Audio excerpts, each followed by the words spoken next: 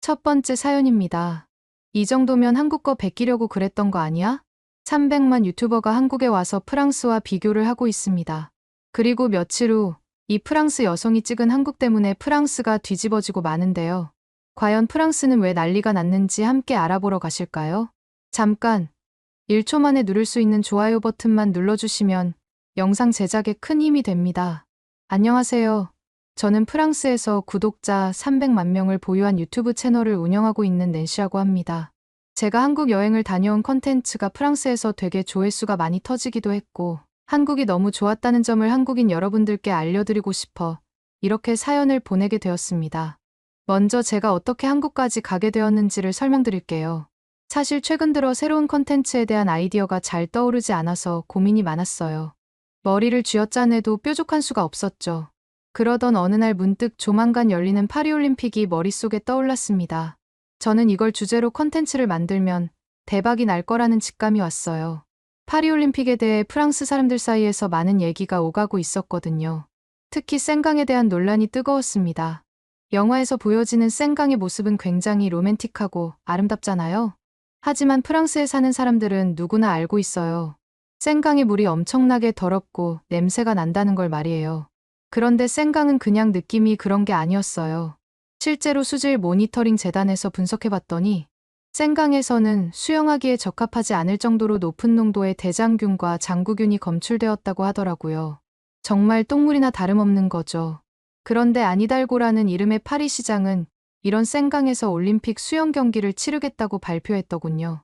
제가 봤을 땐 올림픽 사상 최초로 수영장이 아닌 강에서 경기를 한다니까 세계 최초라는 타이틀을 따고 싶었던 게 아닌가 싶어요. 아니면 더러웠던 생강도 깨끗하게 정화시킬 수 있다는 걸 과시하고 싶었던 걸 수도 있고요. 어쨌든 파리시장의 결정에 프랑스는 발칵 뒤집혔어요. 논란이 엄청 거셌죠. 실제로 경기를 치러야 할 선수들은 대놓고 걱정스러워했고요. 수영을 하다 보면 물을 좀 먹게 되기 마련인데 세균 덩어리나 다름없는 생강 물을 삼키게 되면 감염될 수도 있다고 전문가들도 경고를 하더라고요. 저도 상상만 해도 몸이 근질근질했어요. 그 더러운 물에 들어가라고 하면 온갖 피부병이 다 올 것만 같았거든요. 저만 해도 이 정도인데 혹시라도 선수들에게 무슨 일이 생기면 책임질 사람이 있긴 한 건지 의문이었어요. 암튼 파리시장이나 올림픽 조직위원회는 완강했어요. 무슨 일이 있어도 수영 경기는 생강에서 해야 한다는 입장을 고수하더라고요. 심지어 프랑스 정부에서는 생강 수질을 개선하겠다면서 15억 달러씩이나 투자했다는데 눈에 띄는 변화는 전혀 없었어요. 이런 상황에서 파리시장은 파리경찰청장 등과 함께 직접 생강에 들어가 수영을 하겠다고 나섰어요. 시민들 앞에서 수영을 할 정도로 생강이 안전해졌다는 걸 몸소 보여주겠다는 거죠. 그뿐만 아니라 마크롱 대통령까지 올림픽 전에 생강에서 수영을 하겠다고 공언했답니다. 그런데 말이에요. 여기가 프랑스잖아요. 여러분들도 아시다시피 프랑스 사람들은 못마땅한 일이 있으면 가만히 있지 않는다는 건 누구나 아는 사실이죠. 지금 프랑스 사람들 머릿속에는 파리시장이랑 대통령이 자기들을 똥물에 쳐넣으려 한다는 생각밖에 없어요. 그래서 파리시장과 대통령에게 복수하기 위해 파리 시민들은 엄청난 계획을 세우고 있답니다. 이건 살짝 더러운 얘기니 혹시나 식사를 하시는 분이 계시다면 다 드시고 보는 게 좋을 것 같아요. 바로 시장이랑 대통령이 수영하는 날, 다 같이 생강에 똥을 싸자는 거예요. 말 그대로 똥 폭격을 하자는 거죠. 생각만 해도 웃음이 나올 정도로 기막힌 아이디어인데 이게 또 프랑스 사람들 성격에는 딱 맞아요. 이게 되게 치밀한 게 당일날 정확한 시간에 정확한 위치에서 똥을 싸게 되면 그 똥들이 시장이랑 대통령이 수영하는 곳까지 흘러갈 수 있게 만들자는 계획이거든요. 심지어 누군가는 이 거리에서 조류 속도까지 계산해서 똥을 언제 어디서 싸야 하는지 알려주는 웹사이트도 만들었다는 거 있죠? 실시간 SNS에서는 23일에 생강에서 볼일을 보자는 해시태그가 계속해서 올라오고 있어요. 이렇게 뜨거운 관심을 받고 있는 이슈를 제 컨텐츠의 주제로 삼는다면 엄청난 조회수는 따놓은 당상이었죠. 근데 제가 생강을 소재로 컨텐츠를 만들려고 하니까 좀 걸리는 게 있더라고요. 프랑스 사람들이 생강에 대해 너무 잘 알고 있다는 거예요. 그래서 기존에 다들 알고 있는 내용만으로는 새로울 게 없겠다는 생각이 들었어요. 그래서 맘먹고 자료 조사를 해봤어요. 혹시 생강처럼 수질이 나빴다가 좋아진 사례가 있나 찾아본 거죠. 그랬더니 한국에 딱 맞는 게 있더라고요. 바로 한강이에요. 1988년에 개최된 서울올림픽 이전만 해도 한강은 난개발 때문에 심각하게 오염돼 있었다고 하더군요. 그런데 지금은 가끔씩 수상 스포츠 경기를 열어도 될 정도로 수질도 굉장히 좋아졌고 시민들이 즐겨 찾는 공원까지 조성돼 있다고 하더라고요. 이거다 싶었죠. 이 정도면 센강의 복구가 한국의 한강을 베껴서 하려는 게 아닐까 싶었으니까요. 분명 지금의 센강과 옛날의 한강을 비교하면서 컨텐츠를 만들면 아마 프랑스 사람들은 저랑 똑같이 생각할 거라는 확신이 있었어요. 그래서 저는 고민도 않고 바로 한국행 비행기 표를 끊었답니다. 한국행 당일 제가 한국에 도착했을 때 굉장히 기대했던 것 중 하나는 아무래도 빠른 인터넷 속도였어요. 유튜브 채널을 운영하다 보니 라이브 방송으로 구독자분들과 소통하는 게 정말 중요한데 프랑스에서는 속도가 느려서 라이브 도중에 끊기는 일이 비일비재했거든요. 그래서 주로 영상을 미리 찍어서 업로드하는 방식 위주로 컨텐츠를 제작할 수밖에 없었죠. 그런데 알아보니까 한국은 인터넷 속도가 프랑스보다 최대 5배 정도 빠르다고 하더라고요. 수치상으로 봤을 때 정말 믿기지 않을 정도로 빨라서 직접 경험해 보고 싶은 마음이 간절했어요. 인천공항에 도착하자마자 저는 통신사 부스로 달려가서 유심을 구매했답니다. 유심을 끼자마자 바로 라이브 방송을 시작했어요. 구독자분들은 제가 드디어 한국에 왔다며 너무 부러워하시면서도 축하해 주셨죠. 그 모습을 보니 이번 여행에서 컨텐츠가 굉장히 잘 나올 것 같다는 생각에 여행 시작부터 기분이 너무 좋더라고요. 꽤 오랜 시간 라이브를 진행했는데도 불구하고 끊김없이 반대편에 있는 프랑스까지 제가 지금 찍고 있는 영상이 실시간으로 전달되고 있다는 게 정말 신기하다고 생각했습니다. 제가 살고 있는 프랑스에서 길거리에 돌아다니고 있을 때는 꿈도 못 꾸릴 일이니까요. 숙소로 이동할 때 택시와 지하철 그리고 버스 중에 무엇을 탈지 고민이 많았는데 저는 지하철을 선택했어요. 왜냐하면 구독자분들이 한국의 대중교통 중에서 가장 궁금해하는 게 지하철이었거든요. 물론 프랑스에도 지하철 노선이 잘 발달되어 있는 편이에요. 그런데도 프랑스에서는 지하철보다 자전거를 타고 다니는 사람들이 많아요. 아무래도 프랑스 지하철이 지저분하고 냄새도 나서 치안도 좋지 않아서 피하려는 사람들이 많거든요. 벌레와 쥐는 기본이고 역에 도착하자마자 코를 찌르는 악취 때문에 가까운 거리는 자전거로 이동하는 사람들이 많답니다. 한국의 지하철은 워낙 깨끗하기로 유명하잖아요. 저는 냄새나지 않는 지하철이 도대체 어떤 느낌일지 상상조차 안 가서 그런지 정말 기대가 많이 되더라고요. 라이브를 켜고 한국 지하철역으로 향했는데 입구에 들어서자마자 놀라고 말았어요. 밖에서 맡던 공기와 비교해도 여간이 똑같을 정도로 깨끗하고 쾌적한 거예요. 악취는 정말 눈을 씻고 찾아봐도 없었답니다. 한국 지하철은 쾌적한 환경 말고도 지하철 티켓을 구매할 때도 신기한 점이 많았어요. 프랑스에서는 아직도 종이 티켓을 많이 사용하거든요. 그런데 한국에서는 종이 티켓은 찾아볼 수가 없었어요. 일회용 교통카드든 일반 교통카드든 모두 플라스틱으로 만들어진 걸로 사용하더라고요. 특히 인상 깊었던 건 관광객과 현지인 구분 없이 똑같은 교통카드를 쓴다는 거였어요. 이게 무슨 소리인지 이해가 안 되시는 분들이 많을 텐데요. 프랑스에는 나비고 데쿠베르트라는 관광객 전용 교통카드가 있는데 그걸 발급받으려면 증명사진이 필요하거든요. 발급받은 이후에도 필수로 뒤에 증명사진을 붙여서 다니기까지 해야 해서 여간 불편한 게 아니에요. 거기다가 만약 다른 사람 사진을 붙이고 있다가 단속에 걸리면 벌금까지 물어야 하죠. 솔직히 저는 관광객과 현지인을 굳이 이렇게 구분해서 차별할 필요가 있나 싶었어요. 아마 집시들이 많아서 그런 건지도 모르겠지만 어쨌든 효과는 없어 보였거든요. 그런데 한국은 그런 구분 자체가 없으니까 교통카드를 쉽고 편하게 구입할 수 있었어요. 원래 저는 일회용 카드를 살까 고민을 많이 했는데 프랑스 구독자분들이 팀원이라는 교통카드를 편의점에서 사라고 팁을 많이 주셔서 그걸 사기로 결정했답니다. 프랑스 지하철역에는 편의점이 없어서 저는 당연하게도 교통카드를 사기 위해 역 밖으로 나가야 된다고 생각했어요. 하지만 제 눈앞에 보이는 지하철역의 편의점을 보고 정말 믿을 수가 없었습니다. 한국은 진짜 번거로운 걸 싫어하는 나라구나라는 느낌이 확 들더라고요. 편의점에 가서 번역기를 열심히 돌려가면서 교통카드를 샀는데 점원분이 정말 친절하게 충전 방법까지 알려주셨어요. 어찌나 든든했는지 몰라요. 그때도 라이브 방송을 실시간으로 하고 있었는데 구독자분들이 역시 한국은 서비스가 최고라고 댓글을 달아주시더라고요. 프랑스 지하철에는 편의점은커녕 간식 자판기 코딱지만한 것밖에 없는데 한국 지하철에는 어떻게 이렇게 큰 편의점이 있는 건지 너무 신기해했답니다. 개찰구에서 카드를 찍고 지나가려는데 또 하나 놀랄 일이 있었어요. 프랑스에서는 카드를 찍어도 출입구를 몸으로 밀어서 통과해야 하거든요. 그런데 한국은 그냥 찍자마자 출입구가 자동으로 활짝 열리는 거 아니겠어요? 우산같이 긴 물건을 들고 있을 때 엄청 편할 것 같다는 생각을 했답니다. 프랑스 지하철의 개찰구에서는 우산이 끼지는 않는지 신경 쓰면서 지나가야 했으니까요. 심지어 지하철을 타기 위해 승강장으로 내려왔는데 더 놀라운 점이 있더군요. 지하철 승강장이 천장까지 끝까지 문으로 다 막혀있지. 뭐예요? 지하철이 와서도 저 문이 제대로 열리지 않으면 어떡하나 걱정을 했었는데 지하철이 도착하자마자 술술 열리는 걸 보고 저 혼자 괜히 민망해졌답니다.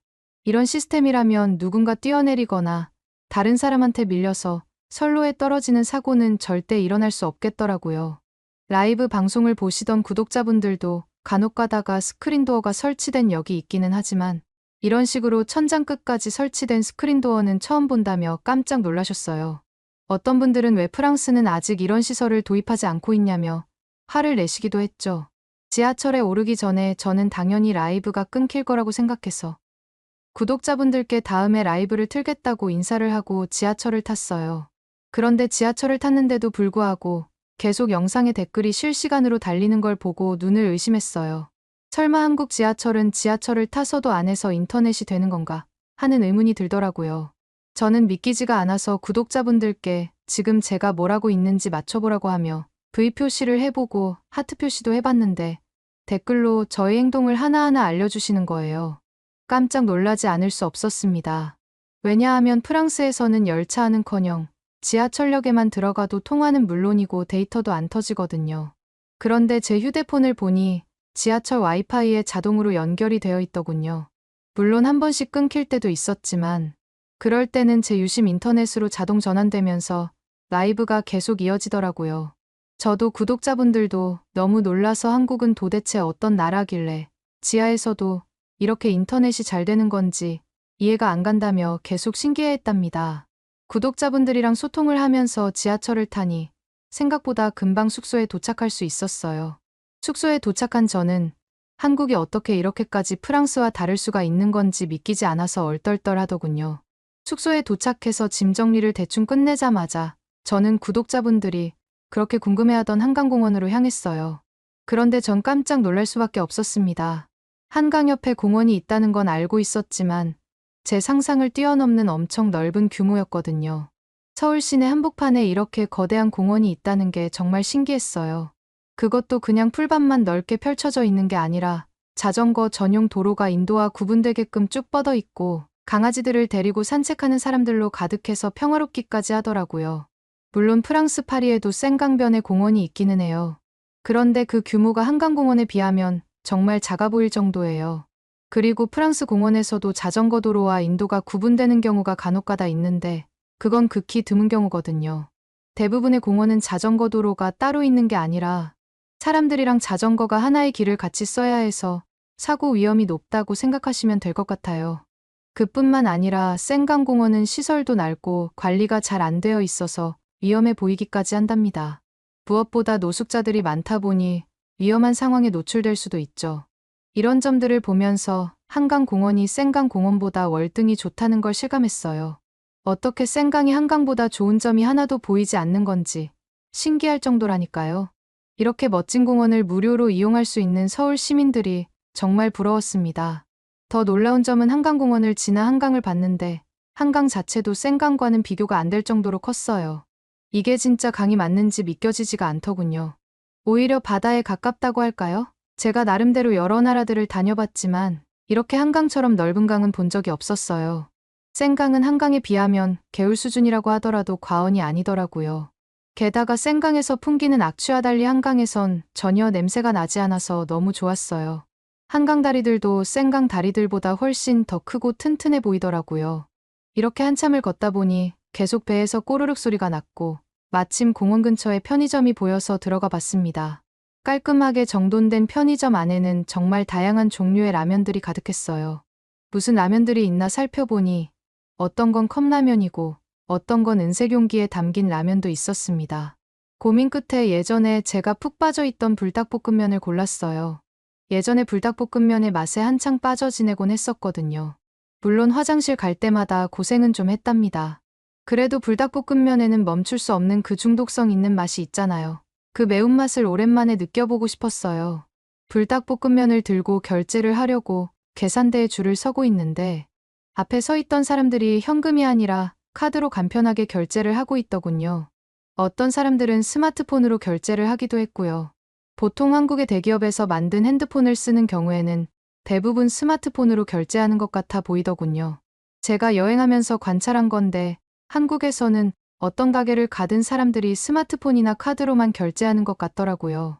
물론 프랑스에서도 카드나 스마트폰으로 결제를 할 수 있긴 하지만 모든 가게가 다 카드나 스마트폰 결제가 되지는 않거든요. 그러다 보니 프랑스에서는 비상시에 사용할 현금을 항상 지갑에 챙겨가지고 다녀야 했어요. 현금이 없으면 급할 때 뭔가를 살 수 없는 경우가 생기거든요. 사실 한국처럼 이렇게 모든 곳에서 카드로도 결제할 수 있는 게 맞는 건데 프랑스가 정말 여러 가지로 뒤처졌다는 생각이 들었습니다. 덕분에 저도 지갑에 있는 현금을 쓰는 대신에 카드만 써서 편하게 계산을 마칠 수 있었죠.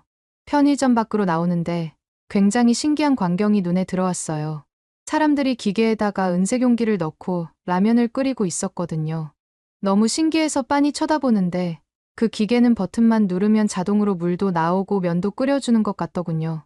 이걸 보니까 한국 사람들이 라면을 좋아하는 수준이 마치 프랑스 사람들이 바게트를 좋아하는 정도이거나 혹은 그 이상 같다는 생각이 들었답니다. 라면 냄새를 맡으니까 라면이 너무 먹고 싶어져서 불닭볶음면에 소스를 비벼 한 입 먹어봤어요. 역시나 엄청 매워서 살짝 눈물이 나올 정도더라고요. 최근에 덴마크에서 불닭볶음면이 리콜됐다는 기사를 봤는데 물론 맵긴 하지만 솔직히 이 정도 가지고 덴마크에서 모든 불닭볶음면을 리콜할 정도는 아니라는 생각이 들었답니다. 그렇게 한강에서 라면을 다 먹고 나서 다음으로 갈 곳을 정해보기로 했습니다. 근데 떠오르는 곳이 한 곳 있었어요. 한강 다음으로 꼭 가보고 싶었던 곳이 바로 남산이었거든요. 그 이유는 바로 한국에 오기 전에 본 영상 때문이었습니다. 저랑 비슷한 구독자를 가진 유튜버 부부가 아기를 데리고 남산에 올라갔었더라고요. 거기서 인상 깊었던 것은 갑자기 날씨가 쌀쌀해져서 아기가 감기에 걸릴 것 같아 보이니까 한국 사람들이 아기한테 양말이랑 옷을 하나하나 입혀주시는데 그걸 보면서 한국 사람들은 도대체 정이 얼마나 많은 건가 싶었어요. 왠지 모르게 그곳은 꼭 한번 들려보고 가야겠다는 생각이 들더라고요. 남산에 오르는 방법을 찾아보니 버스를 타거나 케이블카를 이용하는 두 가지 방법이 있었어요. 좀 더 특별한 경험을 해보고 싶어서 전 당연히 케이블카를 선택했습니다. 드디어 케이블카를 타고 남산 정상에 도착했어요. 그동안 유튜브로만 보던 남산타워를 직접 보게 되니 괜히 감회가 새롭더군요. 그리고 남산타워에 올라오니까 제가 생각했던 것보다 서울이 한눈에 시원시원하게 보이는 거 있죠? 그렇게 저는 남산타워를 비롯해서 한국의 여러 곳을 돌아다녔는데요. 그러다 보니 프랑스와 비교했을 때 정말 충격적인 차이를 발견하게 됐어요. 그건 바로 화장실이었죠. 프랑스에서는 아시다시피 공중화장실을 유료로 운영하고 있어요. 그런데 그마저도 관리가 잘 안 돼서 고장난 화장실이 많고 냄새가 심한 경우가 일상이죠. 게다가 화장실 한 칸에 한 명밖에 들어갈 수 없어서 볼일을 보고 나오면 앞에 3, 4명은 줄을 서 있습니다. 그런데 한국 화장실은 프랑스와 다르게 어디를 가나 최소 3칸 이상의 화장실이 마련되어 있어서 기다릴 필요가 없더라고요. 시간에 쫓기는 일이 없으니 정말 편했죠. 거기다가 프랑스에서는 화장실에 휴지가 비치되어 있지 않아서 사람들이 휴지를 들고 다녀야 했어요. 근데 한국의 화장실은 언제나 깨끗할 뿐더러 휴지도 잘 갖춰져 있으니 너무 좋았답니다. 게다가 한국에는 비데가 설치된 화장실도 종종 있더라고요. 깔끔하게 볼일을 처리할 수 있어서 정말 놀라웠죠. 음식점 화장실에는 가구레까지 비치되어 있어서 한국 사람들이 개인위생을 얼마나 철저히 관리하는지 실감할 수 있었어요. 그래서인지 한국에 있는 동안 사람들한테서 불쾌한 냄새를 맡은 적이 단 한 번도 없었습니다. 한국인들의 노력 덕분이 아닐까 싶더라고요. 그리고 정말 믿기지 않는 건 이렇게 훌륭한 공중화장실을 무료로 이용할 수 있다는 거예요. 어떻게 이런 서비스를 공짜로 제공할 수 있는 건지 도무지 이해가 안 갔죠. 최근 들어 파리올림픽을 준비하면서 프랑스에서도 공중화장실을 개선하려는 움직임이 있는데 한국의 화장실 문화를 벤치마킹한 거라는 확신이 들었습니다. 하지만 한국만큼 좋아지지 않을 거라는 생각이 들었어요. 하지만 한 가지 속상한 점이 있었어요. 제가 아무리 한국의 화장실 시스템에 감탄한다고 해도 아무래도 화장실 앞모습을 실시간으로 구독자 여러분께 보여드릴 수는 없잖아요. 그게 좀 괜히 아쉽더라고요. 어쨌든 이리저리 돌아다니고 있는데 갑자기 시원한 아이스크림이 너무 먹고 싶어졌어요. 그래서 아이스크림 파는 곳이 없나 주위를 둘러보는데 마침 간판에 아이스크림 그림이 크게 그려진 가게가 보이는 거예요. 이 기회에 한국의 아이스크림 가게 모습을 구독자분들께 생생하게 전해드리고 싶어서 곧장 라이브 방송을 시작했죠. 가게 안으로 들어갔는데 이상하게 직원이 보이지 않는 거예요. 진열장에는 아이스크림이 가득한데 왜 아무도 없는 건지 의아했어요. 라이브 채팅창에서도 손님도 없고 직원도 없는 이 상황을 이해할 수 없다는 반응들이 줄을 이었죠. 제가 초콜릿 아이스크림을 좋아해서 초코맛으로 보이는 아이스크림을 하나 집어들었는데 도대체 어떻게 계산을 해야 할지 몰라 한참을 우두커니 서 있었어요. 그때 마침 가게로 들어온 한국인 학생이 저에게 다가와서는 번역기 앱으로 영어로 말을 걸더라고요. 혹시 아이스크림을 사러 오신 거냐고 말이에요. 저는 조금 더 편하게 소통하기 위해 제가 프랑스 사람이라는 걸 설명했답니다. 그러자 그 학생은 아주 친절하게도 프랑스어로 번역기를 돌려가며 아이스크림 계산하는 방법을 알려주기 시작했어요. 키오스크에 가서 아이스크림 바코드를 찍고 카드를 꽂는 과정을 하나하나 도와주더라고요. 그때도 실시간으로 한국인 학생이 도와주는 모습을 라이브 방송으로 내보내고 있었는데 어떻게 저렇게 모르는 사람인데도 친절하게 도와줄 수 있냐면서 믿을 수 없다고 놀라시는 분들이 많은 것 같았어요. 물론 번역기 앱으로 라이브 방송 중인데 나와도 괜찮냐고 동의를 만나자마자 구했습니다. 저를 다 도와주고 밖으로 나가려는 한국인 학생의 옷깃을 잡고 너무 궁금해서 왜 이 가게에는 직원이 한 명도 없는지 물어봤어요. 그 학생은 웃으면서 한국에는 무인으로 운영되는 가게가 생각보다 많다고 설명해 주더라고요. 저는 믿기지 않아서 그럼 아이스크림을 몰래 가져가는 사람은 없냐고 물어봤어요. 그러자 그 학생은 무인 매장에서 물건을 훔치는 일은 절대 없을 거라고 장담하는 거예요. 계속해서 그 학생은 한국 사람들은 어릴 때부터 남의 물건을 절대 훔쳐선 안 된다는 교육을 받아서 그런 생각 자체를 하지 않는다고 덧붙였어요. 한국에서는 도둑질은 상상조차 할 수 없는 일이라는 거죠. 저는 너무 고마워서 그 학생의 아이스크림을 사주고 밖으로 나왔습니다. 아이스크림을 먹으면서 생각이 든 건데 만약 이 무인 가게가 프랑스였다면 진열대가 벌써 텅텅 비어서 주인은 망하지 않았을까 라는 생각이 바로 들더라고요. 제가 한국의 치안이 얼마나 안전한지 라이브에서 다시 한번 강조하며 감탄하자 라이브 채팅창에는 한국으로 이민 가려면 어떻게 해야 하느냐는 댓글과 저 학생은 되게 어린 것 같은데 어떻게 저렇게 똘똘하냐는 댓글들이 쏟아졌어요. 구독자분들도 이렇게까지 한국의 치안이 좋을 줄은 상상도 못하셨겠죠. 그렇게 한국 곳곳을 누비며 라이브 방송을 진행하다 보니 어느덧 프랑스로 돌아갈 시간이 다가왔어요. 정작 프랑스로 돌아오니 이전에는 당연하게 여겨졌던 것들이 정말 불편하게 느껴지더라고요. 예를 들면 지하철을 타거나 물건을 살 때 말이에요. 특히 자주 끊기는 인터넷 연결 때문에 라이브 방송이 원활하지 않은 게 가장 답답했습니다. 한편 제가 한국에서 찍은 영상은 프랑스 내에서 엄청난 반응을 불러왔답니다. 특히 이 정도면 한국 베껴서 복구한 거 아니냐는 반응이 제일 많더라고요. 하지만 문제는 한국의 반도 못 따라갔다는 거죠. 여러분들은 프랑스가 한국을 따라갈 수 있을 거라고 생각하시나요? 두 번째 사연입니다. 이젠 도저히 못 참겠습니다. 여기는 파리 시청 앞에 있는 광장. 수많은 사람들이 상기된 얼굴을 한 채로 모여 있습니다. 이내 이들은 시청 안으로 무언가를 요구하기 위해 들어가는데요. 대체 이들에게 무슨 일이 벌어진 건지 함께 알아보러 가실까요?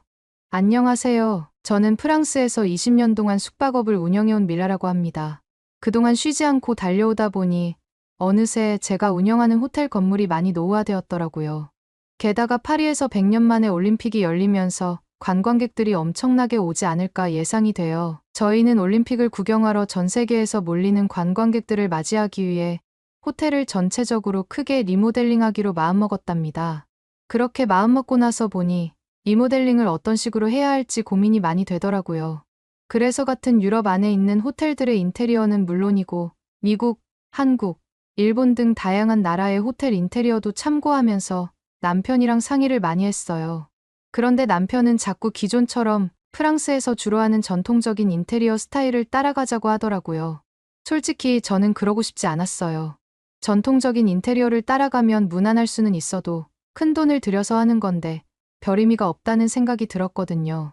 게다가 20년 만에 하는 대대적인 리모델링인 만큼 새로운 변화를 주고 싶더라고요. 특히 제가 여러 나라의 호텔 인테리어를 살펴보다가 유독 눈에 띄는 나라의 인테리어가 있었어요. 바로 최근 한국 호텔들의 인테리어였죠. 사람들은 보통 한국 하면 특유의 전통 문양이나 나무 소재를 이용한 한옥 같은 이미지를 떠올리잖아요. 그런데 제가 검색을 해보니까 한국에서도 그런 전통적인 스타일은 일부에 불과하더라고요. 오히려 요즘에 새로 지어지는 한국 호텔들은 주로 미니멀리즘을 추구하면서 깔끔하고 정돈된 느낌을 주는 인테리어를 하고 있었어요. 그걸 보자마자 저는 이거다 싶었답니다. 왜냐하면 리모델링을 한번 하게 되면 또 언제 하게 될지 모르기 때문에 다른 호텔들처럼 당장 유행을 따르거나 너무 평범하게 하기보다는 오래도록 질리지 않는 스타일로 리모델링을 하고 싶었거든요. 그래서 한국식 인테리어가 어떤 건지 남편한테 말해봤죠.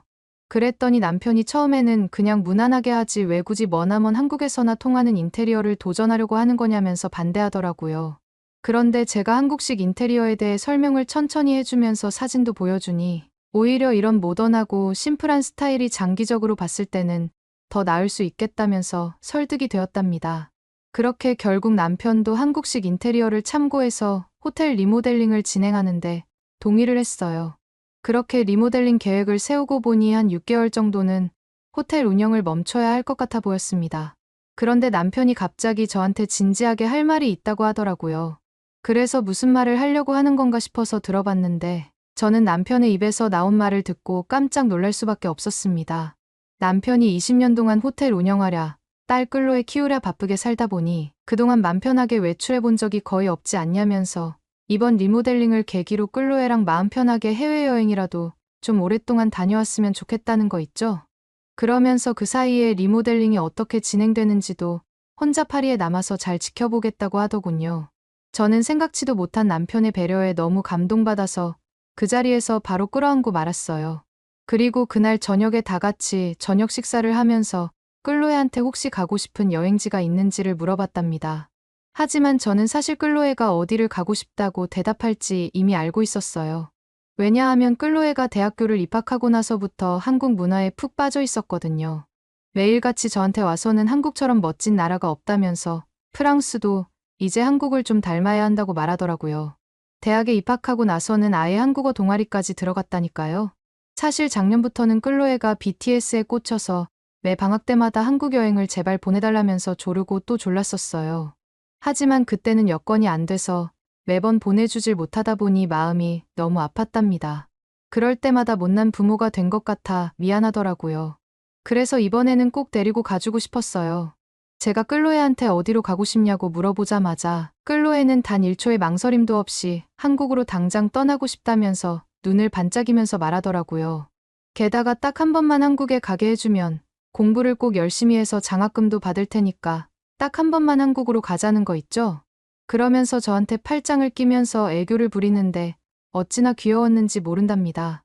사실 저는 개인적으로 호주 쪽으로 가고 싶은 마음도 있었어요. 날씨도 좋기도 하고 여유롭기도 한 그 느낌이 너무 좋았거든요.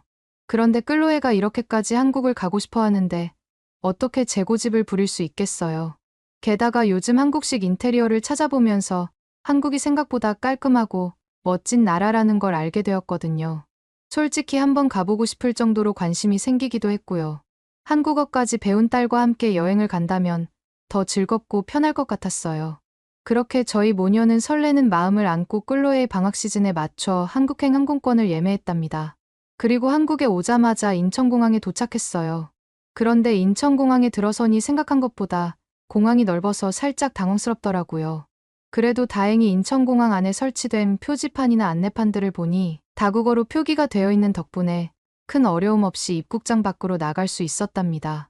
인천공항에서 정말 인상 깊었던 점 하나는 한국 사람들이 다들 웃으면서 누군가를 대한다는 점이었어요. 저희가 한국에 도착하자마자 렌트카를 빌리려고 이곳저곳 찾아다녔거든요. 그런데 물어보는 사람마다 웃으면서 정말 친절하게 길을 가르쳐 주시더라고요. 오죽하면 한 분은 마침 같은 방향이라면서 렌트카 업체까지 같이 가주면서 저희를 바래다 주기도 했답니다. 솔직히 말해서 프랑스에서는 낯선 사람이 길을 물어보면 못 들은 척 스쳐 지나가는 사람들도 꽤 많아요. 프랑스어가 아니라 영어를 조금이라도 쓰면 원하는 대답을 제대로 해주지 않는 경우도 많고요. 무엇보다 프랑스인들은 이렇게 친절하게 웃으면서 사람을 대하는 모습을 보기 힘들다 보니 무뚝뚝하다고 느껴지는 경우가 많답니다. 그런데 한국에서는 제가 영어를 쓰든 불어를 쓰든 최선을 다해 알려주려 하시는 모습에 너무 감동받았어요. 말이 안 통한다 싶을 때는 번역기를 사용해서라도 알려주려고 하시더라고요. 한국에는 정이 많다던데 이런 부분을 말한 걸까 하고 바로 생각이 들었어요. 그렇게 한국인들의 도움 덕분에 저희는 무사히 렌트카를 대여할 수 있었고, 이번 여행은 온전히 끌로에가 운전을 하면서 돌아다니기로 했어요. BTS 오빠들의 나라를 자기가 직접 운전하고 다니면서 거닐고 싶다나 뭐라나 그토록 원한이 해주고 싶더군요. 그런데 렌트카 업체에서 막상 빌린 차를 보니까 신기한 점이 하나 있더라고요. 자동 변속기가 달려 있었거든요. 그래서 알아보니 프랑스에는 수동 변속기가 달려있는 차들이 거의 대부분인데 한국은 오히려 자동 변속기가 달려있는 차들이 대부분이라는 거 있죠. 덕분에 끌로에도 운전하기 좀 더 편하겠구나 싶어서 마음이 놓였답니다. 그렇게 끌로에가 운전대를 잡다 보니 저는 한국에 있는 풍경들을 더 편하게 구경하면서 다닐 수 있었어요. 그런데 차를 타고 가는 동안 문득 궁금한 게 생기더라고요. 운전하는 딸의 모습을 자세히 들여다보니 신호체계가 프랑스와는 사뭇 다른 것 같았거든요. 프랑스에서는 좌회전할 때 그냥 운전하는 사람이 눈치껏 알아서 끼어들어야 해요. 그러다 보니 무리하게 차를 끼워 넣다가 사고가 나는 경우도 비일비재하죠. 그런데 한국 같은 경우에는 좌회전 신호가 따로 있고 좌회전을 할 수 있는 차선까지 별도로 마련되어 있더라고요. 그 덕분에 운전자는 좌회전 차선에서 좌회선 신호를 여유롭게 기다렸다가 출발하면 되는 거죠. 이런 모습을 보다 보니 한국 사람들은 운전할 때 편하기도 하면서 사고도 최대한 줄이면서 안전하게 운전하고 다니겠구나 하는 생각이 바로 들더라고요. 좌회전할 때는 우회전할 때와 비교할 때 좀 더 큰 반경으로 움직여야 하잖아요. 그만큼 사고 위험도 높아지는 거죠. 하지만 한국에서는 좌회전 신호를 따로 두면서 보행자의 안전까지 동시에 확보하게 되고 사고 확률을 급격하게 낮추는 모습으로 봤을 때 제가 생각했던 것 이상으로 한국은 체계적인 나라구나 하는 인상을 받았답니다. 그리고 또 하나, 한국 사람들의 모범적인 시민의식에 감탄을 금치 못했어요. 특히 횡단보도에서 신호를 기다리는 모습이 인상적이었죠. 보행자 신호가 초록색으로 바뀌기 전까지는 절대 움직이지 않더라고요. 이게 왜 충격적이냐면 프랑스에서는 아무리 횡단보도와 신호등이 잘 갖춰져 있어도 뛰어들어 무단횡단을 하는 사람들이 부지기수거든요. 그래서 프랑스에서 운전할 때마다 갑자기 튀어나오는 보행자들 때문에 급브레이크를 밟느라 가슴이 철렁 내려앉곤 했습니다. 그때마다 받는 스트레스란 이만저만이 아니에요. 어떤 분들은 보행자 중심의 문화를 갖춘 나라야말로 선진국이라고 생각하시겠지만 저는 오히려 반대라고 생각해요. 제가 봤을 땐 그저 프랑스 사람들이 제대로 된 시민의식이 박혀있지 않아서 보행자 신호가 초록색인지 빨간색인지 신경 안 쓰고 자기가 건너고 싶을 때 건너버리다 보니 그런 걸 애써 보행자 중심이라는 아름다운 말로 포장했다는 생각이 들거든요. 반면 한국인들은 체계에 맞게 행동하더라고요. 이게 별것 아닌 것 같지만 빨간불에 서고 초록불에 가는 그 작은 규칙 하나하나가 모여서 안전을 만든다고 생각하거든요. 이런 건 단순히 교육만으로 습득되는 게 아닐 텐데 어떻게 이렇게 질서정연한 시민정신을 가질 수 있는 건지 참 궁금했어요. 그리고 제발 프랑스 사람들도 좀 본받았으면 좋겠다는 생각이 절로 들었답니다. 그리고 또 하나 인상 깊었던 건 도로 환경이었어요. 운전하면서 느낀 건데 프랑스와 달리 한국의 도로는 울퉁불퉁한 돌바닥이 아니었습니다. 어떤 사람들은 프랑스에 깔려있는 돌바닥으로 만들어진 도로도 나름의 매력이 있다고 생각하더라고요. 겉보기에는 오래된 유럽의 정취를 느낄 수 있고 무엇보다 특이하고 이뻐 보이잖아요. 하지만 운전자 입장에서는 이게 정말 골치 아픈 문제랍니다. 계속해서 다니다 보면 차 안으로 웅웅거리면서 덜컹거리는 소리가 끊임없이 들어와서 머리가 울리다 못해 나중에는 띵해지는 느낌까지 들거든요. 여태 프랑스에 살면서 아무리 좋은 차라고 한들 프랑스의 돌바닥을 이겨내는 차는 볼 수가 없었답니다. 반면 한국의 도로는 고속도로가 아닌 도로에도 매끈하게 아스팔트로 포장되어 있더라고요. 덕분에 멀리 이동할 때도 프랑스와는 다르게 피로감이 훨씬 덜 쌓인다는 게 느껴졌답니다.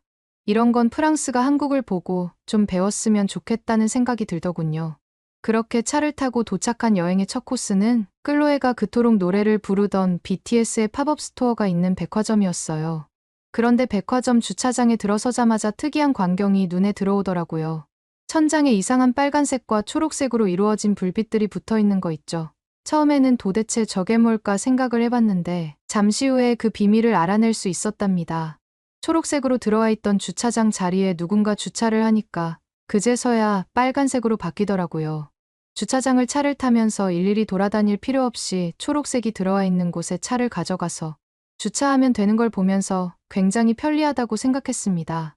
사실 프랑스 백화점에 있는 주차장도 무인 시스템으로 나름대로 잘 돌아가는 편이에요. 그런데 이렇게까지 편의성을 극대화시켜서 만든 시스템이 있을 줄은 상상도 못했답니다. 한국 사람들은 어떻게 해야 편한지를 정말 잘 생각해내는 것 같더라고요. 백화점에 도착한 저희는 클로에가 BTS를 워낙 좋아하다 보니 팝업 스토어에서 꽤 많은 시간을 보냈어요. 클로에가 가장 좋아하는 BTS의 멤버가 진이라고 하던데 진이 나와 있는 사진이나 포스터들을 여기저기서 다 갖고 와서 사달라고 하는 거 있죠. 부모 입장에서 한국까지 온 딸이 이렇게까지 좋아하는 걸 보니 또 사지 말라고 할 수 없어서 결국 다 사주고 말았답니다. 그런데 어느 순간 클로에가 시간을 확인하더니 갑자기 당황하는 모습이 보이더라고요. 얼른 주차장으로 가야 한다면서 저를 재촉하는 거예요. 대체 어디가 그렇게 급한 건지 이해가 안 갔지만 딸이 서두르는 걸 보니 저도 모르게 걸음이 빨라졌어요.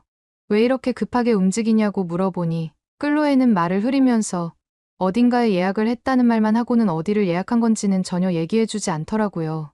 그렇게 정신없이 도착한 곳은 왠지 모르게 음료를 주문하는 곳 같았어요. 당연하게도 저는 딸아이가 좋아하는 BTS 카페인 줄 알았습니다. 마침 점원이 다가와 어떤 메뉴를 드시겠냐고 묻길래 쭉 훑어보다가 아이스티를 골랐어요. 그런데 제가 메뉴를 고르자마자 옆에 있던 점원이 어떤 말을 하더니 갑자기 제 가방을 가져가려고 하는 거예요. 저는 그만 깜짝 놀라고 말았어요. 프랑스에도 소매치기가 많다곤 하지만 가게 안에서 손님 가방을 대놓고 빼앗아가려 드는 경우는 한 번도 없었거든요. 저는 본능적으로 양팔로 가방을 꼭 끌어안고 큰 소리를 내면서 도둑이야 라고 불어로 소리쳤어요. 그 순간 옆에 있던 클로에의 표정이 사색이 되더니 얼른 제 손을 잡고 설명을 해주더라고요. 알고 보니 여긴 사실 미용실이었고 저희가 있는 여기 1층은 그냥 로비와 리셉션일 뿐이고 2층에 머리랑 메이크업을 하는 곳이 있다는 거죠. 아까 그 직원은 그냥 제 짐을 맡아주려 한 거였다고 하더라고요. 여기까지 말도 안 하고 데려온 이유도 딸아이가 한국 와서 저한테 서프라이즈 선물을 주기 위해 몰래 미용실을 예약했다는 거 있죠? 제가 이렇게 놀랄 줄은 몰랐다면서 미안해하던 딸의 모습이 지금도 눈에 선해요. 사실 저는 이런 서비스가 있는 미용실은 처음 봤어요. 프랑스에선 상상도 못할 일이거든요. 그래서 더 당황스러웠던 거죠. 그런데 제가 소리를 지르는 통에 직원분들도 적잖이 놀랐을 것 같아 얼른 사과를 드렸죠. 근데 그 한국인 직원분들은 오히려 절 안심시키면서 괜찮다고 이해한다고 웃어주시더라고요. 그 따뜻한 응대에 절로 마음이 놓이더라니까요. 그렇게 2층으로 올라가서 본격적인 시술에 들어갔어요. 직원분이 어떤 스타일로 하고 싶으신지 물어보시는데 평소에 바빠서 머리 스타일에 신경 쓸 겨를이 없었던 저는 어떤 스타일로 해야 될지 막막하더라고요. 클로에한테 딱히 원하는 스타일이 없다고 말했더니 딸이 직원분께 통역을 해주더라고요. 그랬더니 제 얼굴형에 어울리는 스타일로 추천해주겠다고 하시면서 메이크업까지 함께 진행해주신다고 하셨어요. 오랜만에 받아보는 긴 시술이라 살짝 피곤하긴 했지만 오히려 즐거웠어요. 클로에가 매일 한국식 메이크업을 찬양하곤 했는데 제가 직접 받게 될 줄은 꿈에도 몰랐거든요. 다 완성됐다고 거울을 가져다가 보여주시는데 거울을 보는 순간 경악을 할 수밖에 없었습니다. 마치 10년은 젊어진 것 같은 느낌이 바로 들었어요. 평소 곱슬머리에 진한 화장이 일상이던 제가 가벼운 웨이브 헤어에 한 듯 안 한 듯 자연스러운 은은한 메이크업을 하고 있으니 새삼 제 모습이 낯설게 보였습니다.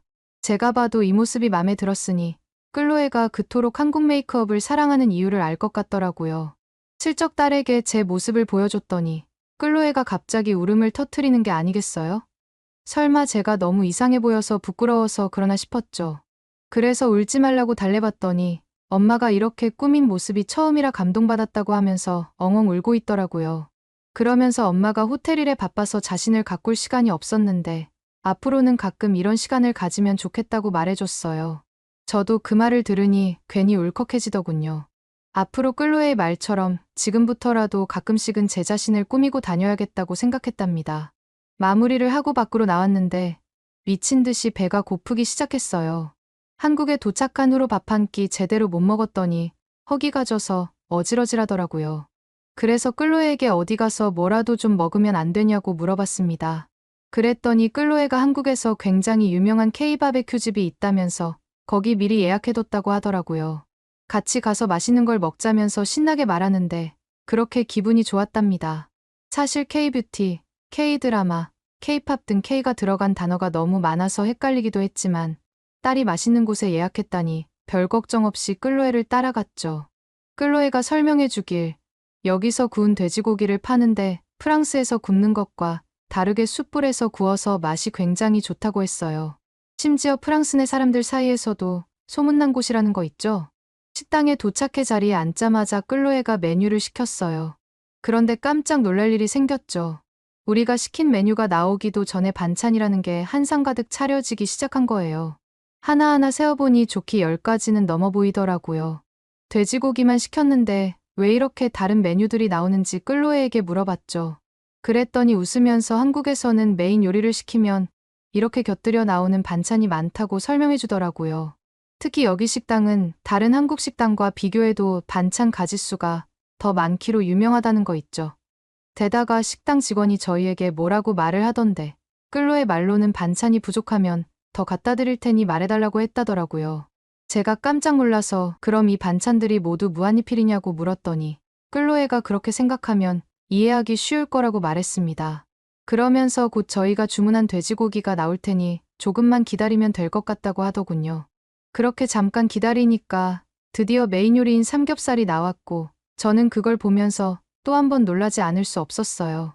왜냐면 접시에 담긴 건 그냥 아무런 양념도 없는 생돼지고기였거든요. 보통 프랑스에서는 돼지고기에 양념을 해서 먹는 경우가 굉장히 많아요. 캐러멜 같은 양념을 사용할 때도 있고 와인에 절여서 스튜로 만들어 먹는 경우도 많죠. 근데 삼겹살은 아무 양념도 되지도 않아서 이게 과연 맛있을까 의심이 먼저 들더라고요. 하지만 얼마 지나지 않아 제 생각이 틀렸다는 걸 깨달았죠. 직원분이 그 고기를 정말 맛있게 구워주시는데 겉면은 바삭하고 속은 육즙이 풍부하게 잘 익혀서 한 입 크기로 예쁘게 썰어주시더라고요. 직원분께선 처음 먹는 삼겹살은 소금만 살짝 찍어서 고기 그대로의 맛을 느끼라고 했습니다. 구워진 삼겹살을 한 입 베어 물자마자 고소하면서도 부드러운 맛에 깜짝 놀랐어요. 이렇게 간단한 조리법으로 이런 풍미를 낼 수 있다니 정말 신기했죠. 그 옆에서 끌로에는 뭔가에 열중하고 있었어요. 자세히 보니 상추에다 삼겹살을 2점 얹더니 양파를 올리고 앞에 있는 빨간 양념을 조금 떠서 무슨 주머니 같은 걸 만들기 시작하는 거예요. 뭐 하는 건지 물어봤더니 끌로에는 유튜브에서 본 건데 한국에서는 삼겹살을 이렇게 상추에 싸서 한 입에 먹는 게 흔한 방법이라는 거 있죠. 이름도 굉장히 간단했는데 쌈이라고 하더군요. 그 안에 들어간 빨간 양념은 쌈장이라는데 일종의 한국만의 비법 소스라고 이거 하나면 어떤 고기든 맛있게 해줄 수 있다고 했어요. 그러면서 이걸 나눠 먹지 말고 한 입에 먹으라면서 저한테 주더라고요. 그래서 딸이 정성껏 만들어준 쌈을 한 입에 집어넣었는데 이건 정말 신세계였어요. 고소한 고기에 매콤한 쌈장, 싱싱한 채소까지 어우러져서 생각한 것보다 더 맛있는 맛을 냈죠. 그렇게 맛있게 먹다 보니 어느새 2인분이 싹싹 비워져 있었어요. 배가 좀 불러올 때쯤 끌로에가 테이블에 있는 어떤 버튼을 누르기 시작했어요. 그랬더니 직원분이 재빨리 달려오시더니 주문을 받으시는 거예요. 끌로에는 아주 자연스럽게 삼겹살 2인분을 추가하고 소주까지 시켰어요. 보통 프랑스에선 직원을 부르려면 손을 들고 한참을 기다려야 하거든요. 그런데 버튼 하나로 이렇게 편하게 부를 수 있으니 정말 좋다는 생각이 들더라고요. 대체 이런 걸 어떻게 알게 된 거냐고 물어보니 끌로에는 요즘은 유튜브만 있으면 다 알아볼 수 있다는 거 있죠. 세상 참 많이 달라졌구나 싶었습니다. 끌로에는 한국 술은 정말 깔끔하기로 유명하다면서 저한테 같이 마셔보자고 권하더라고요. 그래서 쌈을 만들어 오물오물 씹어 먹다가 한 잔의 소주를 털어 들이켰는데 처음에는 알코올 향이 강하게 느껴지다가도 끝맛이 깔끔해서 괜찮아지더군요. 술맛도 좋고 안주도 맛있으니 그렇게 둘이서 순식간에 삼겹살 4인분을 싹싹 비웠답니다. 정신없이 먹다 보니 배가 너무 불러서 끌로에한테 밖에서 좀 걷고 싶다고 말을 했어요. 그러자 끌로에가 근처에 정말 큰 강이 있다면서 같이 가보자고 제안하더라고요. 주변 구경도 할 겸 저도 좋다고 대답했답니다. 그렇게 딸과 함께 걷다 보니 드넓게 펼쳐진 한강이 눈에 들어왔어요. 그 광경을 보자마자 문득 파리의 센강이 떠올랐죠. 최근 파리올림픽을 앞두고 센강 복구 작업이 한창이라 예전보다는 악취도 줄고 수질도 좀 나아졌다고 들었거든요. 하지만 한강을 보니 센강은 아직도 갈 길이 멀구나 싶더라고요. 그런데 한강 주변을 둘러보면서 신기한 점을 발견했어요. 노숙자들이 하나도 보이지 않는 거예요. 센강 근처에는 노숙자와 집시들이 많아서 수질 오염도 심각한 편인데 여기는 쓰레기 하나 없이 너무 깨끗하게 관리되고 있더라고요. 솔직히 한강이 이렇게까지 깨끗하게 유지될 수 있었던 건 한국 사람들이 길거리에 함부로 쓰레기를 버리지 않는 훌륭한 시민의식이 한몫하지 않았을까 라는 생각이 들었습니다. 그렇게 저는 한국에 있는 동안 딸과 함께 이곳저곳 다니며 한 달 동안 정말 즐거운 한국 여행을 했답니다. 그리고 드디어 프랑스로 돌아왔어요. 여행하면서 묵었던 한국의 숙소들이 화이트톤으로 깔끔하고 모던한 인테리어라서 너무 좋았는데 저희 호텔 리모델링을 한국식으로 했다는 게 정말 잘한 선택이었다는 생각이 들더라고요. 막상 리모델링이 끝난 저희 호텔을 직접 가서 보니 너무 마음에 들었어요. 파리를 찾는 관광객들도 분명 좋아할 거라는 확신이 생겼죠. 그렇게 집에 도착했는데 남편이 왠지 심각한 표정으로 조용히 저를 부르더라고요. 무슨 일인가 싶어 얼른 따라 나섰답니다. 그랬더니 남편은 파리올림픽이 열리는 시기에 맞춰 숙박비를 2배로 올려야 할 것 같다고 말했어요. 전혀 생각지도 못한 제안이라 깜짝 놀란 저는 이유를 물었습니다. 그랬더니 남편은 제가 여행을 가 있는 동안 이번 올림픽 때문에 프랑스 전체가 온통 난리가 나서 관광객 수가 거의 절반 수준으로 줄어들 것 같다고 하더군요. 저는 남편이 하는 말이 무슨 말인지 이해가 안 가서 좀 더 자세히 설명을 해달라고 얘기했습니다. 알고 보니 올림픽 수영 경기를 센강에서 하기로 했다는 게 전 세계적으로 반발이 심해졌다는 거 있죠. 2조나 들여 센강 복구 작업을 했지만 한두 달밖에 안 남은 시점에서도 수질이 제대로 개선되지 않아 논란이 일고 있다는 거예요. 급기야 프랑스 대통령과 파리 시장이 직접 센강에서 수영하면서 안전하다는 걸 직접 증명하겠다고 나섰지만 시민들은 오히려 강물에 똥을 싸지르겠다는 극단적인 반응을 보이고 있어 더 논란에 휩싸여 있다고 했습니다. 저는 그때 직접 다녀온 한국을 생각했는데 수질이 한강 정도만 됐어도 사람들이 이렇게 난리였을까 싶더라고요. 모든 게 준비되지 않은 채 진행하려는 파리 측 대응이 너무 답답했어요. 그뿐만 아니라 올림픽 예산 마련을 위해 지하철 요금까지 2배 이상 올린다고 해서 난리라더군요. SNS에선 전 세계인들에게 파리 보이콧을 호소하는 영상까지 돌고 있고 다른 나라에서도 다들 이 정도면 파리올림픽을 하는 이유가 외국인들 상대로 돈벌이 하려고 그러는 거 아니냐는 말도 많이 나오고 있었습니다. 그러면서 남편은 한숨 섞인 목소리로 말을 이어갔어요. 지금 파리는 교통, 인프라 등 모든 면에서 관광객을 맞을 준비가 안 되어 있는 것 같다고 말이에요. 게다가 지금 파리 시민들조차 올림픽을 피해서 파리를 빠져나가는 실정이라는 거 있죠. 설상가상으로 올림픽 친환경 정책에 따라 선수촌에 에어컨을 한 대도 설치하지 않고 선풍기를 둬서 더욱 여론이 안 좋아지고 있다고 했습니다. 이건 선수들을 우롱하는 처사로밖에 안 보이면서 이게 올림픽을 제대로 치르겠다는 건지 의문이라는 생각이 들더군요. 왜 이런 식으로 파리올림픽 주최 측에서는 저탄소를 내세워 돈을 아끼고 관광객을 등쳐먹으려는 건지 모르겠다니까요.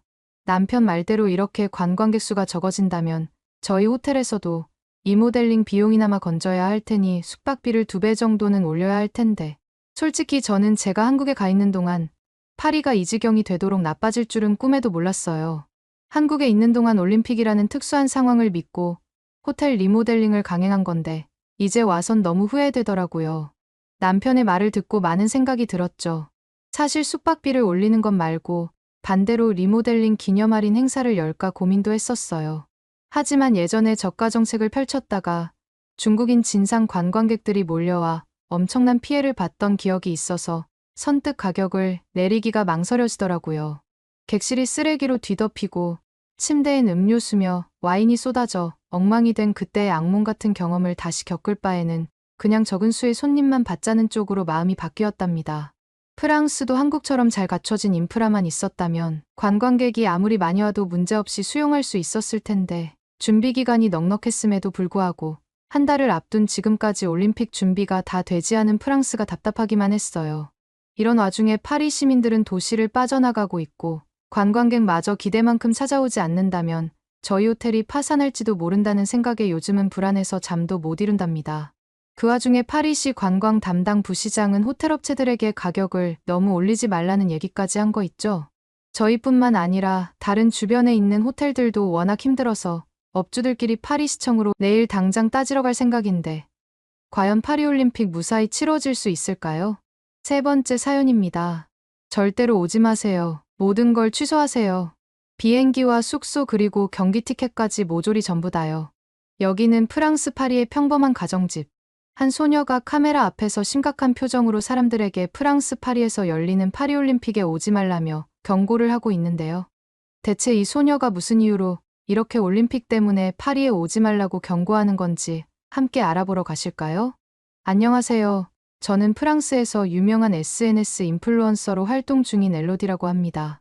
최근 제가 SNS에 올린 한 영상이 전 세계적으로 엄청난 화제를 모으고 있어요. 영상을 본 사람만 해도 수백만 명이 넘는다고 하더라고요. 심지어 그 영상으로 인해 프랑스 내에서는 저를 막으려는 움직임까지 있다는 거 있죠? 사실 제가 이 영상을 찍게 된 계기는 다름 아닌 한국 때문이었어요. 그리고 제가 왜 이런 영상을 만들게 되었는지 여러분께 꼭 알려드리고 싶어서 이렇게 글을 쓰게 되었답니다.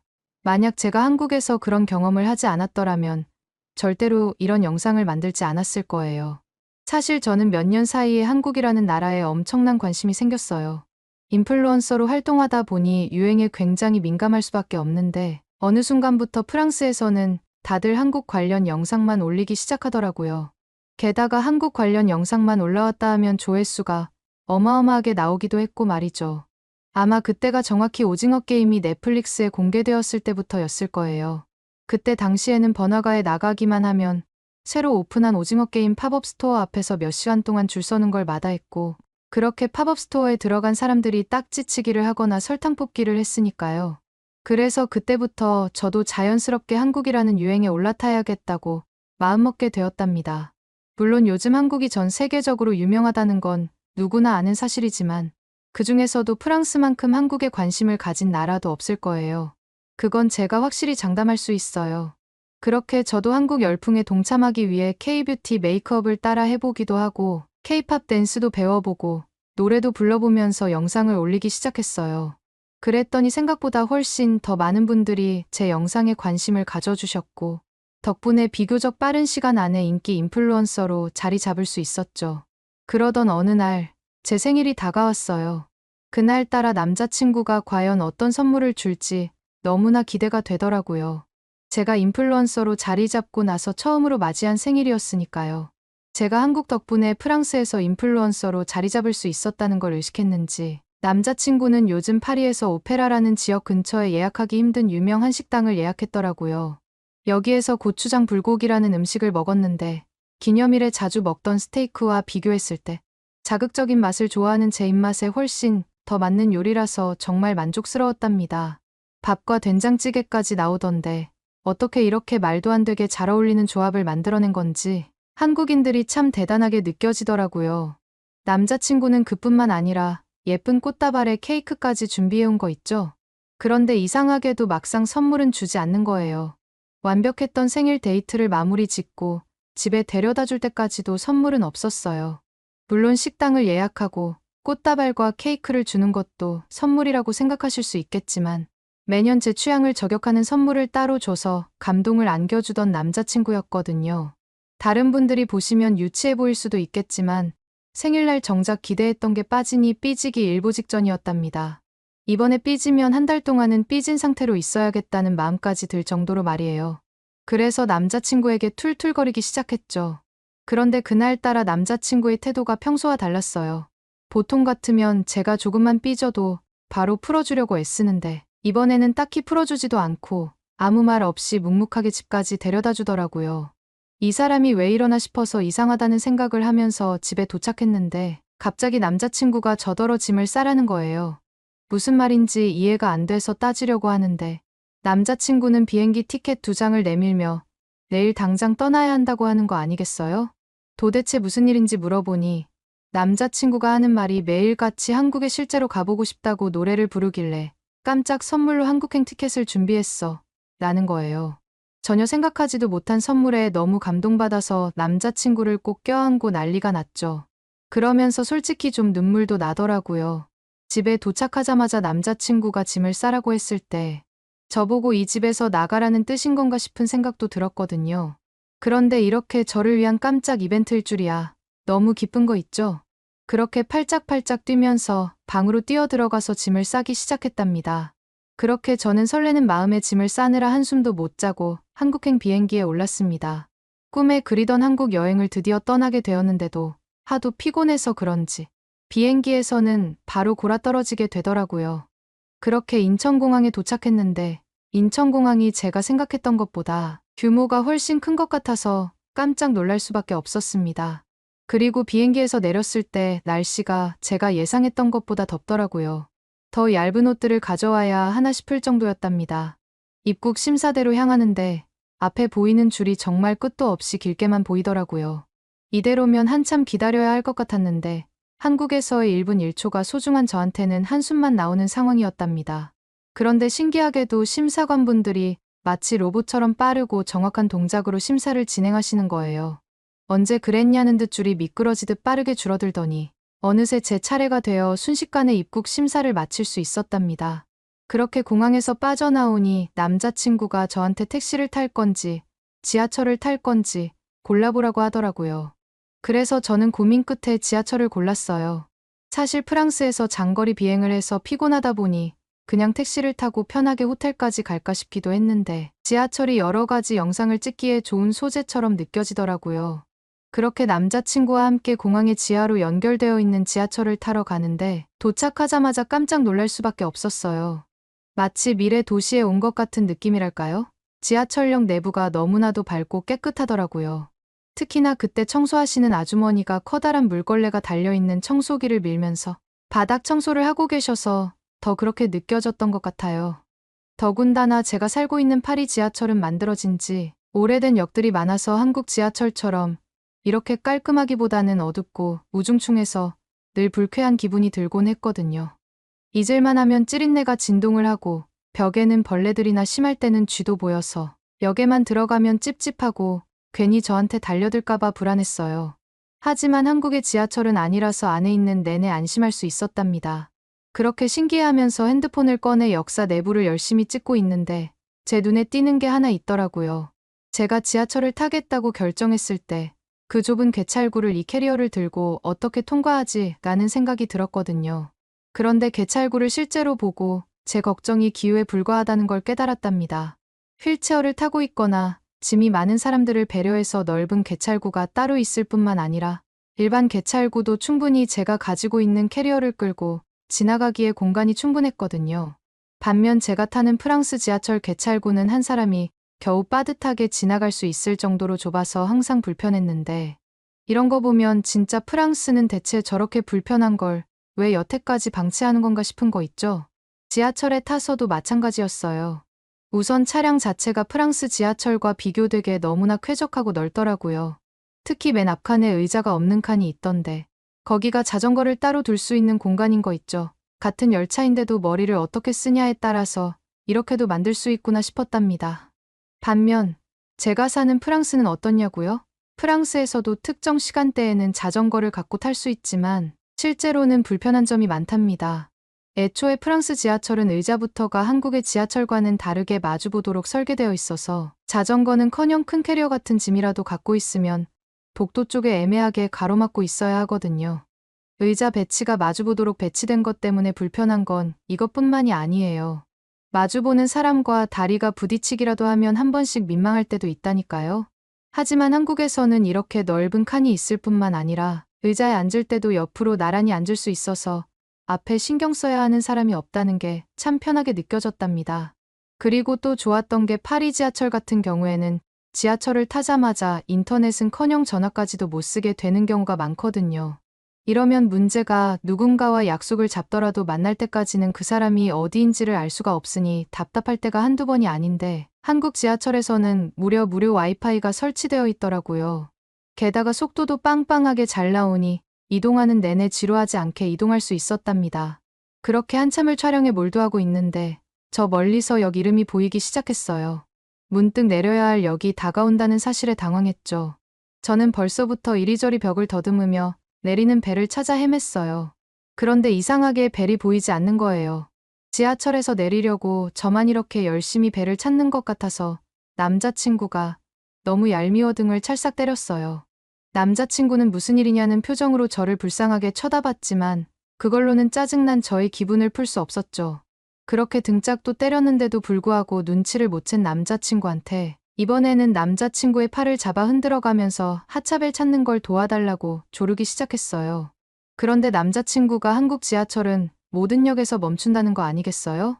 역들을 지나쳐 오면서 사람들이 많이 내리길래 당연히 사람들이 하차벨을 눌러서 내리는 거겠거니 싶었는데 원래 모든 역에서 정차를 할 거라고는 생각지도 못했답니다. 파리에서는 벨을 누르지 않으면 내리지도 못하고 그냥 훌쩍 지나쳐 버리니까 내리고 싶어도 내리지 못해서 얼빠진 적이 한두 번이 아니었거든요. 그런데 한국 지하철에서는 그런 걱정을 할 필요가 전혀 없다니 정말 편리하다고 생각했습니다. 지하철을 내리는 순간에도 어떻게 한국에서는 편리함만 가득할 수 있는지 믿기지 않았어요. 믿으실진 모르겠지만 프랑스 지하철에서는 아직도 수동으로 문을 열어야만 문이 열리는 경우가 많거든요. 수동문을 사용하면 고장이 나지 않아 그에 대한 인력이 필요 없어서라고 하는데 솔직히 한국에서 당연하게 사용하고 있는 이 자동문이 고장나봤자 얼마나 고장날까 싶더라고요. 사실 처음에는 한국 지하철을 타면서 그냥 택시 탈 걸 그랬나 하는 후회도 하기도 했는데 이렇게 잘 갖춰진 시설을 경험할 수 있는 것만으로도 지하철 타기 너무 잘했다라는 생각이 들었어요. 도착한 역에서 내려서 문득 생각해보니 한국 지하철이 좀 특이한 부분이 있었어요. 그건 바로 지하철 안에는 담배 냄새가 전혀 나지 않는다는 거였죠. 파리 지하철은 특히 밤늦게 타면 역사는 물론이고 차량 안에서도 담배 피우는 사람이 꽤 많아서 불쾌한 냄새가 진동하곤 했거든요. 그렇다고 파리에서도 조치를 취하지 않는 것도 아니에요. 수도 없이 반복되는 금연 안내방송도 내보내고 있고 역무원들도 수시로 지하철 내부를 순찰하면서 담배 피는 승객을 단속하고 있어요. 하지만 그럼에도 불구하고 생각하는 것만큼 담배 피는 사람들이 잘 잡히지 않는 것 같더라고요. 그런데 한국에서는 파리와 다르게 당연하다는 듯이 모든 사람들이 지하철 안에서 담배 피는 건 생각도 안 하는 것 같더군요. 파리에서는 이런 기본적인 규칙조차 지켜지지 않아서 늘 스트레스를 받았었는데 한국 사람들의 시민의식은 저한테 정말 신선한 충격으로 다가왔답니다. 지금까지는 한국 지하철이 좋은 환경밖에 없다는 걸 인정하지만 저희에게는 마지막 관문이 남아있다고 생각했답니다. 왜냐하면 출구에서 무거운 저희 캐리어를 들어서 출구 바깥까지 옮겨야 하는 상황이었거든요. 평소 같으면 계단을 오르는 게 그리 어려운 일은 아니었겠지만 지금은 상황이 좀 달랐거든요. 한국에 온다는 기대감에 이것저것 막 싸서 캐리어에 넣다 보니 캐리어 무게가 25kg은 훌쩍 넘겨버린 상태였죠. 아무리 남자친구가 제 캐리어를 들어준다고 해도 높은 계단까지 혼자서 이 캐리어를 드는 건 힘든 일일 테니 남자친구가 2번 정도 왔다 갔다 해야겠구나 싶었어요. 아무리 제가 도와준다 한들 남자친구한테는 방해만 될 게 뻔했거든요. 이 무거운 캐리어를 남자친구가 들고 계단을 오르내린다고 생각하니 벌써부터 걱정부터 앞서더라고요. 그런데 그때 남자친구가 갑자기 엉뚱한 소리를 하는 게 아니겠어요? 저쪽에 엘리베이터 그림이 있다고 한번 따라가 보자는 거였습니다. 처음에는 남자친구가 장난을 치는 줄 알았어요. 지하철역 안에 엘리베이터라니 분명히 잘못 봤을 거라 생각했답니다. 저는 남자친구의 말을 믿을 수가 없어서 말도 안 되는 헛소리 하지 말고 어서 출구부터 찾아서 빨리 캐리어를 옮기자고 말했어요. 하지만 남자친구는 진짜 자기 말 한 번만 믿어보라고 제 팔을 잡더니 엘리베이터 그림이 있는 쪽으로 성큼성큼 걸어가기 시작하는 거예요. 솔직히 100% 엘리베이터가 없을 거라고 믿긴 하지만 남자친구가 저렇게 확신에 찬 목소리로 말을 하니 또 따라가지 않을 수 없겠더라고요. 그냥 한 번쯤은 믿어줘 보자 하는 마음에 남자친구를 따라 나섰죠. 그렇게 엘리베이터를 찾아 이동한 곳에서 뭔가를 보고 저는 너무 충격 먹어서 입을 다물 수가 없었어요. 남자친구 말대로 정말 엘리베이터가 있더라고요. 엘리베이터가 있는 것도 믿기지 않았는데 바로 옆에 에스컬레이터까지 있는 거 아니겠어요? 파리에서는 생각보다 에스컬레이터가 없는 경우가 많이 있거든요. 그래서 노약자나 장애인이 사용하기에는 불편한 점이 많이 있는데 한국 지하철은 노약자나 장애인들이 쉽게 사용할 수 있게 되어 있어서 너무 좋다고 생각했어요. 솔직히 이런 데서 저는 나라의 급이 차이가 나이 날 수밖에 없다는 걸 느꼈습니다. 이렇게 편리한 걸 프랑스에서는 왜 운영하고 있지 않는 건지 이해를 할 수가 없었어요. 그렇게 호텔에 도착한 저희는 한시라도 아깝다면서 재빠르게 짐을 풀었어요. 그러고서는 남자친구한테 얼른 밖으로 나가자고 왜 이렇게 천천히 움직이냐고 뭐라 하기 시작했죠. 남자친구는 너무 좋아하는 저를 보면서 어쩔 수 없다는 듯이 빨리 준비하기 시작했습니다. 밖으로 나와서 저는 남자친구한테 오늘의 첫 번째 목적지가 어디냐고 물었어요. 남자친구는 우리가 처음으로 가야 할 곳이 한강이라고 하더라고요. 남자친구한테 한국에도 센강처럼 큰 강이 있냐고 물어보자 남자친구는 센강보다 좀 더 큰 강이 한국에 있는 걸로 알고 있다며 현지인들도 많이 가는 곳이라고 해서 꼭 가봐야겠다고 생각했다고 했습니다. 솔직히 저는 센강이랑 비슷하면 굳이 왜 보러 가야 하는 거지 싶었어요. 하지만 막상 한강에 도착하고 나니 제 상상은 보잘것없어 보일 정도로 엄청난 광경이 펼쳐졌어요. 강 주변으로 끝없이 펼쳐진 넓은 공원과 잘 조성되어 있는 나무들, 자전거를 타고 바람을 가르는 사람들까지 생각한 것과 아주 달라서 놀랄 수밖에 없었습니다. 센강에도 물론 주변에 공원은 있지만 이렇게까지 넓고 잘 꾸며진 공원은 아니었거든요. 도시 한가운데 이렇게까지 녹색으로 이루어질 수 있다니 정말 믿기지가 않았어요. 그렇게 저희는 한강공원으로 들어서는데 푸드트럭들이 줄지어 서 있는 게 보였어요. 거기다가 그 앞으로는 노점상들이 빽빽이 들어차 있더라고요. 도대체 이 사람들이 뭘 파는 걸까 싶어서 저는 남자친구한테 물어봤어요. 남자친구는 자기도 모르겠다는 듯 어깨를 으쓱하더니 휴대폰을 꺼내들어 번역기로 노점상 앞에 적혀있는 글씨들을 검색하고 있더군요. 검색한 남자친구는 바로 앞에 있는 노점상에서 돗자리와 테이블을 빌려준다고 했어요. 그것도 아주 싼 값에 빌려주고 있다고 했죠. 순간 제 귀를 의심했다니까요. 보통 파리에서는 돗자리는커녕 그냥 땅바닥에 앉아있는 경우가 많거든요. 저는 그걸 보자마자 당장이라도 돗자리를 빌려서 편하게 쉬고 싶다고 남자친구를 졸라댔어요. 하지만 남자친구는 안 된다고 하면서 고개를 저으며 말하더라고요. 돗자리 앉기 전에 꼭 해야 될 일이 있어서 그거 끝나고 천천히 돗자리를 빌려서 앉자고 했습니다. 도대체 무슨 일 때문에 이 아름다운 풍경을 즐길 수 없다는 건지 괜히 속이 상했지만 남자친구가 꼭 하고 싶어 하는 게 있는 것 같아 참기로 했어요. 그렇게 해서 남자친구가 저를 이끌고 간 곳은 자전거를 대여할 수 있는 곳이었어요. 남자친구가 이 자전거의 이름은 따릉이라고 한다고 했습니다. 발음이 신기해서 그런지 괜히 이름이 귀엽게 느껴지더군요. 남자친구가 보여준 따릉이는 파리에서 있는 자전거 대여 서비스와 비슷했어요. 근데 자전거를 빌리려는데 저는 깜짝 놀랄 만한 사실을 발견했답니다. 남자친구가 한국에서는 자전거를 하루 종일 빌리는데 1,000원밖에 안 든다고 하는 것 아니겠어요? 1,000원이면 프랑스 기준으로 1유로도 안 되는 금액인데 어떻게 그 돈으로 하루 동안이나 자전거를 빌릴 수 있는 건지 믿을 수가 없었어요. 파리에서는 자전거를 하루 동안 빌리는데 최소 10유로 정도는 줘야 하거든요. 자그마치 10배나 차이 나는 거죠. 게다가 자전거를 타려고 나서는데 한강공원에는 자전거 도로가 인도와 따로 분리되어 있더라고요. 눈에 띄게 도로에 자전거 그림이 그려져 있고 빨간색으로 칠해져 있어서 한눈에 알아볼 수 있었답니다. 덕분에 조깅이나 산책하는 사람들이랑 부딪힐 걱정 없이 자전거를 신나게 탈 수 있을 것 같아서 마음이 편해졌습니다. 파리에 있는 센강 주변 공원에서도 물론 자전거를 탈 수 있게 되어 있지만 자전거와 사람을 따로 구분하는 방식은 아니다 보니 훨씬 더 안전에 취약하거든요. 자전거 도로도 따로 되어 있겠다. 신난 저는 남자친구와 자전거를 타고 달리기 시작했어요. 바람을 맞으며 자전거를 타는데 정말 기분이 좋더라고요. 그러다가 눈에 가득 차게 한강이 보이는데 정말 깜짝 놀랐어요. 센강과 다르게 물이 정말 맑아 보이는 거예요. 파리에 있는 센강은 늘 흙탕물처럼 뿌연 색깔이었는데 여기 한강은 푸른빛이라서 한눈에 봐도 센강과 달라 보였습니다.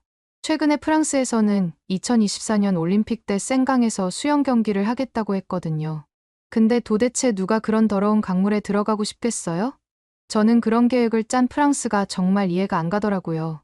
차라리 한강 정도 수질이면 선수들도 군말 없이 수영을 할 텐데 센강이라니요. 그놈의 최초 타이틀 따겠다고 나라 망신시키는 거 아닌가 싶었어요. 센강에서 수영 경기를 연다고 전 세계적으로 말이 많아지자마자 프랑스 대통령이랑 시장, 경찰청장까지 센강에서 수영하는 퍼포먼스를 하겠다고 하더라고요. 근데 그 이후로 파리 시민들이 그럼 우리는 다 같이 센강에 똥을 싸겠다 라고 했다는 소문이 돌자마자 결국 대통령도 언제 수영할지 안 밝히고 있다는 거 아니겠어요? 그때도 수영은 안 하겠구나 싶었는데. 역시나 비밀리에 수영을 한다고 하니 제대로 대통령의 약속이 지켜질지 의문이 들었어요. 이런 프랑스 상황에 빗대서 한강을 바라보니까 솔직히 부럽더라고요. 그렇게 한참을 이런저런 생각을 하면서 자전거로 강을 따라 달리다가 이제 좀 쉬고 싶다는 생각이 들었어요. 그래서 남자친구한테 이제 돗자리 펴고 좀 앉으면 안 되냐고 물어봤습니다. 그런데 남자친구가 또 할 게 있다면서 갑자기 제 손을 잡더니 늦었다면서 어디론가 저를 끌고 뛰기 시작하는 거예요. 어디 가는 거냐고 남자친구한테 소리를 빽빽 질렀는데도 남자친구는 무시하고 무작정 뛰기만 했습니다. 목적지에 도착하고 나서야 알게 됐는데 알고 보니 남자친구가 해질녘 시간에 맞춰서 한강 유람선표를 예약해 둔 거였어요. 지금 당장 가지 않으면 승선 시간을 놓치기 때문에 서둘러 간 거라고 하더라고요. 저는 너무 빨리 뛰어서 헥헥거리며 유람선에 올라탔는데 솔직히 유람선에 올라타자마자 미친 듯이 뛰기 잘했다는 생각 먼저 들더군요. 저희가 유람선에 타니까 마침 해가 지기 시작하면서 하늘과 강이 온통 금빛으로 물들기 시작하는 타이밍이었거든요. 아까까지만 해도 뜨거웠는데 선선한 강바람을 맞으니 절로 기분이 좋아지더라고요. 그렇게 너무 예쁜 하늘을 멍하니 바라보던 도중 갑자기 남자친구가 제 쪽으로 양손을 쭉 내밀면서 저한테 뭔가를 주는 거 있죠. 제가 이게 뭐냐고 물어보니까 남자친구는 유람선 안에 있는 매점에서 맥주 위에 치킨이 올라가 있는 세트를 판다면서 한국에 오면 치맥은 필수로 먹어야 하는 거 아니냐고 한번 먹어보라고 했어요. 그렇게 처음 마셔보는 한국 맥주는 기대 이상이었어요. 탄산이 적어서 목넘김이 부드러웠고 은은한 과일향이 났어요. 씁쓸하지 않고 가벼운 맛이어서 맥주를 잘 못 마시는 저도 넘김이 좋아 술술 들어가더라고요. 같이 세트로 붙어있는 치킨도 정말 맛있었어요. 겉은 바삭하고 속은 촉촉해서 맥주랑 찰떡궁합이었죠. 특이하게 한강 치맥은 생크림이랑 같이 나오던데 단짠단짠한 맛에 푹 빠져서 그릇을 싹싹 비웠답니다. 그 사이에 떠있던 해가 사라지고 점점 어두워졌어요. 유람선에서 바라본 야경이 정말 아름답더라고요. 멀리서 잔잔한 음악 소리까지 들려오니 마치 꿈속에 있는 것 같았죠. 제가 본 일물 중에 오늘 본 일물이 최고로 로맨틱했어요. 정말 황홀하다는 단어로 다 표현할 수 없을 정도로 너무 멋있었답니다. 저희는 이렇게 한국에서는 정말 잊지 못할 추억을 많이 쌓았어요. 한국을 돌아다니면서 가장 인상 깊었던 게 있는데 그건 바로 어딜 가든 에어컨이 있어서 정말 시원했다는 거예요. 프랑스에 있는 건물들은 대부분 에어컨이 없거든요. 그래서 요즘처럼 폭염이 심할 때면 실내에서도 너무 더워서 숨쉬기가 힘들어요. 반면에 한국은 가게든 백화점이든 어디를 가더라도 에어컨이 빵빵하게 나와서 더위를 피할 곳이 많더라고요. 너무 더우면 그냥 가게나 백화점에 잠깐 들어가서 쉬면 될 테니까 그게 참 좋았답니다. 솔직히 저는 도대체 왜 프랑스에서는 에어컨에 돈을 이렇게 아끼는 건지 이해가 안 가요. 오죽하면 이번 파리올림픽 준비할 때 자연 친화적인 대회를 열 거라면서 선수촌에는 에어컨 대신에 지하수로 냉각시키는 기술을 도입했다는 걸 자랑스럽게 광고하는 거 있죠? 근데 물로 시원해봤자 얼마나 시원하겠어요? 저는 아무리 생각해봐도 상상조차 안 가더라고요. 심지어 이번 선수들 방에는 2인 1실로 배정해놓고 선풍기는 고작 한 대만 둔다는 기사를 보면서 프랑스가 너무 가난해서 돈을 아끼려고 이렇게까지 하는 게 아닐까 하는 생각이 들어서 괜히 제가 너무 부끄러웠어요.